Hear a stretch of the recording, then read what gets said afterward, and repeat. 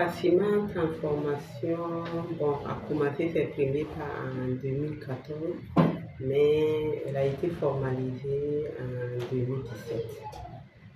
Donc, Cassima Transformation est dans la transformation de la viande, notamment les poulets, les pintades, pigeons, lapins. Voilà, donc la viande fumée, fraîche et fumée chichi. Voilà. Ça, c'est le Soumbala. Voilà. Et là, c'est des bouillons de viande. Là, c'est le clidanthérium en infusion. Clidanthérium amoré, on dit wantoko. Non, là, ça, c'est baobab. La poudre de baobab.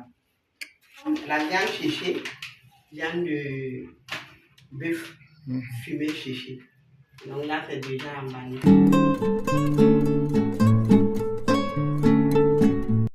Pour avoir fait, les saucisses sont interdites. La cigarette aussi. Voilà, c'est ça. Et quand nous sommes en production, on s'habille, on porte nos blouses, les chapeaux et les gants. Et quand on veut faire la mangue, on fait ici les épices, le moringa. Nous sommes dans l'exportation agro-silvopastorale, plus précisément dans la production de jus naturels et les cultures. On a constaté qu'il n'est pas donné à n'importe qui d'avoir du jus purement naturel. Les jus que nous avons sur le marché, c'est à travers un mixage avec des produits chimiques. Donc nous sommes partis sur cette base-là, dans le but de transformer les fruits que nous avons sur le tiroir de façon naturelle afin d'obtenir des jus. Quand on prend la mangue, on obtient une nectar de mangue uniquement pur, sans additifs. Quand on prend le bissap, voilà, on obtient aussi du jus de bissap avec quelques parfums que nous mélangeons avec la menthe aussi, uniquement que des produits naturels, pas avec les additifs, ce qui fait notre particularité. Le gingembre aussi, on le transforme pour obtenir du jus de gingembre. L'ananas, pareillement, pour obtenir du jus d'ananas. Et le théodo plein de singe qu'on a couramment.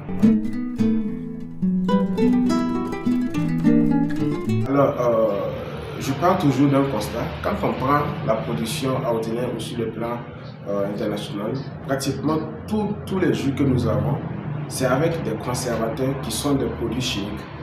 Et nous, de façon naturelle, on arrive à transformer ces fruits-là en jus conservable allant jusqu'à 1 an. Et le processus de conservation, voilà, le processus est tellement simple. Juste après la production de jus naturel, voilà, nous avons le système de pasteurisation qui consiste à garder le jus à une température de 70 à 80 degrés, voilà, sur une durée déterminée en fonction des saveurs. Et c'est ce processus-là qui permet à notre jus, voilà, d'obtenir, voilà, les propriétés nécessaires et d'éliminer pratiquement toutes les bactéries, voilà, dans le jus, qui permet beaucoup plus la fermentation.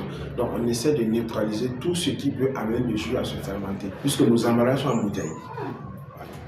Et on a commencé à réfléchir sur d'autres stratégies. Et actuellement, on est en train de travailler pour évoluer vers les canettes. Les jus en canette, voilà, du bissap en canette, du jus de mangue en canette.